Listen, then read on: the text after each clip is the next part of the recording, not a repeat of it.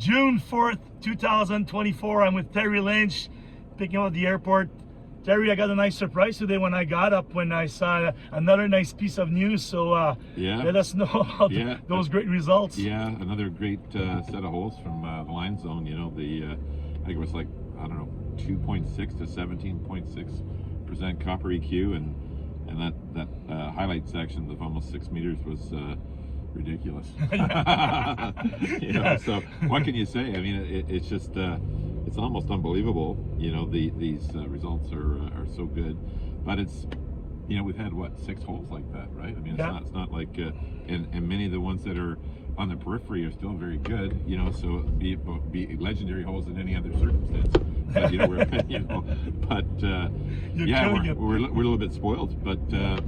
Yeah, I mean, it's just you know, a very prolific zone, and we'll be back drilling this week. I'm here obviously for the Mining North conference, and for the next couple of days, and then I go back to Montreal on Thursday and meet up with Dr. Steve Beresford, the first quantum guy. The guy we probably think he's not the best polymetallic explorer in the world. He's certainly in that conversation, you know. So he's going up to the site on Friday for a week, and with our team, and you know, he's pretty pumped, and yeah, we're excited to have him there, because it'll you think about a guy like that, he's probably spent, you know, $500 million exploring for polymetallic deposits in his lifetime. So, you know, you pick up tricks of the trade. Just imagine, just experience, right? I mean, as more experience you have, the more you know that you can't do it that way, you need to do it this way, right? So it's like, obviously our guys have done a great job finding things and exploring it. They're a very accomplished team, but you know, we can always you know, bring in another superstar and become better, right? So that sports analogies apply, and you know, so you know, we're sort of stoked about getting back in the ground and seeing what more the line zone has got for us. Yeah, I know how powerful a team can be. I played hockey, so you know, another great asset would you add to the team, and more knowledge and everything. I mean, you cannot be wrong. So okay, so basically, like you said, it's like we got Connor McDavid just you had or maybe some people will say maybe Matthews, or will say Sidney Crosby or Lemieux, whatever. But whatever, it's a great ad. So basically, right now, you got to have 1 drill or 2 drills, because we're expecting CVMR coming in as well anytime soon. Yeah. So on the drills, we've got 2 drills. One will be on the line zone, and the other one will be on Nisk Main. And generally, that's because we have, like, right now, we know what we want to do. Obviously, with the line zone, we need to continue to drill the chute that's been so rich and productive until it stops being productive, right? It's like a no-brainer. And so that's what it's focused on, and we expect that'll be, you know, maybe 20 holes over the course of the summer, and probably, you know, maybe 8,000 meters. So we'll you know, we'll just get at it every day. With line zone, or the Nisk Main, you know, we'll be stepping out off the main deposit and looking to add to the nickel sulfide story as well. And then, you know, we'll get you know, after we've had some time to have Steve have a look at at everything and get some input, then we'll have a more advanced program for the fall in terms of how to really sort of go out finding more chutes and seeing if in fact the line zone and Nisk Main are linked. So that would give you like a 5.5, 7.5 kilometer strike length of mineralogy, and that'll be world class for sure. So yeah, so we'll see how that all unfolds. With CVMR, I'm actually heading to Korea next Friday with them, or this Friday coming, and so we're going to put our CVMR update out after that trip. Just it made sense because the assays came in a bit earlier than we thought, so we thought, well, may as well just keep with the line zone news. And then you know, we'll put out the next week. We'll put out the, hey, we're drilling, and this is the program for the summer, and you know, some other news and stuff, and then we'll get the CVMR update when I'm back in Korea. But we're you know, very psyched about the trip to Korea. We're seeing all the you know, the big Korean battery manufacturers for the 3rd time. They're quite excited about the you know, progress Nisk has made, and we're actually going to be taking over nickel powder that we've made from Nisk ore. Yeah, so that'll be exciting. Which is huge, because you were talking like instead of $18,000, were you moving up to, I think, 68 or something like that, right? I mean, it basically, I think LME pricing at the time we talked was 18. Now I think it's around 20. So they're getting between 60 and 80,000 a ton for their nickel powders, depending on the particle size. So and that particle size depends really on the battery manufacturer, what size he wants for his particular battery.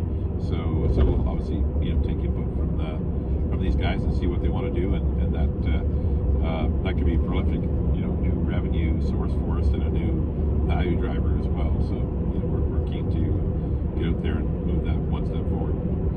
Nice. And so basically, and you were talking as well when we spoke about maybe a spin out that's coming with your gold properties, one in BC and one in Chile. So if you can tell us more a little bit about that, when that could happen. Yeah, so we're expecting to have our annual meeting in early July now, and obviously before we have the annual meeting, we'll have the annual meeting circular, and that will contain all the spin out details. So it'll be date that you have to own the stock by to get the spin out, etc. And then the spin out will be approved at the annual meeting, and then it'll take place by a plan of arrangement 45 days after that. So probably the actual effective date of the thing is going to be in mid-August. But obviously, in order to receive the shares, you would have to be holder of record some point before that, probably sometime in early July is my guess, or maybe late June. I don't know. So lawyers will detail that on the offering circular. Yeah. But I don't really know what the exact dates are exactly. So basically, you're gonna have a news release saying everybody that owns a share, or what do you think? You were thinking about the 10-for-1. Are we still in that range? Yeah, I think that's probably the number. Yeah. Okay. So let's say everybody that holds a share. Let's say let's go crazy here. July 15. For every 10 shares that you own of Power Nickel, you would have an extra share of that of that spin out company. Exactly. Which a new company, new ticker, new everything, right? Yeah. So what'll happen? It'll be private initially, right? Remember, because one of the strategies behind doing this spin out, there's two real main reasons. One is it's obviously a different beast. We're not getting any value in Power Nickel right now for our Chile properties or the BC properties, and they're our valuation would be around, I guess, 10 million as of a couple months ago. So today the market's a little better. Whatever. It's something that we just did. We did the ambient noise tomography down in Chile, and it looks super exciting. So so we want to get to that. So we want to get that out because it's got its own sort of value position, and we need somebody else to present it and articulate it like I do for Power Nickel. So we've got that organized. So that's one thing. Second thing is we want to keep it as a private transaction initially, because I think we've been pretty frank about our belief that our stock is heavily shorted, and we filed the complaint with Ciro and FINRA, so there's nothing that we haven't done publicly on that, and we think it's gotten worse, much worse. So the private transaction should be a way to freeze these guys, because what happens if the stock is being illegally shorted, what happens, just to help people understand it, is that let's say there's 160 million shares of Power Nickel outstanding, okay? And we're going to do the 10-for-1. So we're going to, for everyone that has 10 shares, we're going to give them one share of the new one. Okay, so basically, in a scenario where it's heavily shorted, there may be 240 million shares circulating, okay, that people think they own. But the reality is, and you don't know. Only the people that have the DRSs for the 160 million are going to get the spin out. And the guys that have these 80 million that are IOUs from their brokers, that's trouble. Trouble for the brokers, because at the end the clients will get looked after because they've made their trade records, they've got it in there, so they'll be able to say to their brokers, you need to make me whole. I want my stock. And so where are they? Where are my shares? They were not really shares. Okay. How does that work? Most of the people probably don't even know. No, and it's crazy, that can happen. But trust me, it's happening, and you can see this GameStop and all that. This is the type of stuff that could happen here, and again, it's horrible that we have to go through this type of stuff in our financial markets to have to deal with this. But here we are, and it could be a huge benefit for our shareholders, and we'll see. So these guys are, I mean, I don't recommend anybody buy this as a short squeeze scenario. You buy it because this is a really amazing deposit, and I believe firmly it's going to get commercialized, and it could be huge. And we're certainly given tons of positive evidence, and we're trading, you know, people say, hey, Terry, you know, your stock's tripled, we missed it. And I said, dude, you missed the first 40 cents. You haven't missed the $4 or maybe the $40, you know, so it's like, don't worry about the 40-cent move. You know, that was going to happen. I told everyone in 2000. Yeah, I remember that. And it's, but the big move has not happened yet, and that's the one you don't want to miss. Yeah. You know, so I think we're better. I say to people, we're a way better deal now at 70 cents than we were at 20 cents before the Lion Zone was discovered. Yeah. Because the Lion Zone is, like, in our view, is probably more value than NISC Maine. You know, and if they're connected, I mean, that's one company, well, right? All bets are off. I remember on those mini Zooms that we've done together, and thanks once again on behalf of all the shareholders and the people the retail people that they're, and like you said, they already did a 3-bagger. But I remember you saying, get in now. I mean, you never know. And I remember you saying, if you don't want to get in power nickel, I mean, there's something happening out there that you're gonna miss it. And one day when you miss it, right? Yeah. So that's where we're, you know, like, people right now. What do you say to those people that things that they missed it already? Well, I say, look, yeah, you missed the first move of 40 cents, but in the move of $4, it's 10% move. Yeah.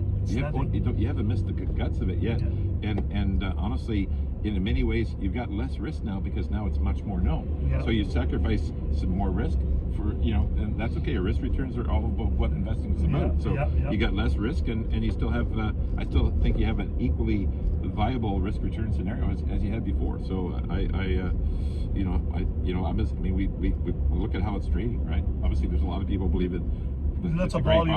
Lots of volume. Yeah. I had a text too yesterday from one of these people says, "Well, what an amazing volume, day after day after day." So there's people out there that believes in the story. We've gotten, I think, at last count, 11 billionaires in this deal. Yeah. You know, everyone from Robert Friedland and Rob McEwen and on, like really bright mining guys that obviously know all the mining deals in the world, can invest anywhere, and they're choosing to put some of their money with us, which is fantastic.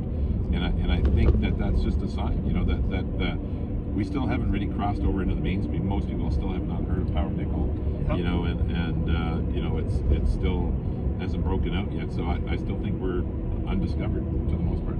Yes, Mr. Terry Lynch, on behalf of all the shareholders, thanks a ton, my friend. Well, thanks for your great work. You've been all over the place. You've been traveling.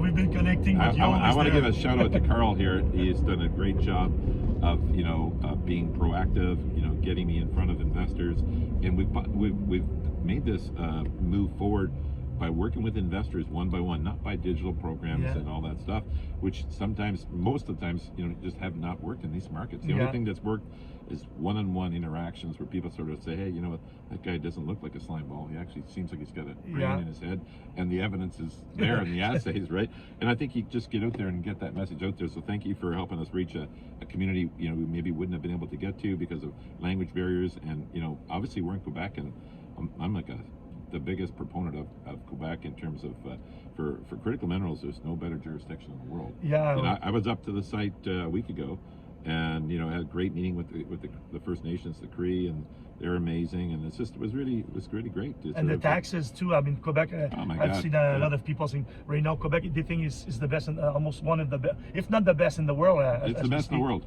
Period. There's a full on. You know, if you look at infrastructure, you know, Quebec's infrastructure is, you know, because of the way they've planned the province with the roads and the power lines and the airports, it's amazing. So that's number one. Number two, they've got out in front of the First Nations issue, so they're much more proactive. First Nations are open to business discussions and their positive partnership approaches, which is, you know, way better than in a lot of cases. And around the world especially. And then the third thing is that the fiscal terms inside Quebec, inside Canada, are unbelievable. Right? I mean, how many finances that we've done where we've gotten more than 2 for 1 or something? Yeah. You know, so that means less dilution for all of our shareholders. Exactly. So we can do more with the money, and so that makes a tremendous, you know, powerful punch. And yeah, we've been blessed. So thanks God for finding it in Quebec. Yeah, thanks. Yeah, and once again, thanks a ton, Terry. You've been changing lives already with people around. I mean, a 3-bagger is a 3-bagger. Yeah. But once again, it's not even start. So if you're one out there that doesn't know if you should step in, you should step in right now because you haven't missed the ride. So thanks a ton. All Once right. again, bye. Good. Thanks, buddy. Meet you Cheers. guys. Bye.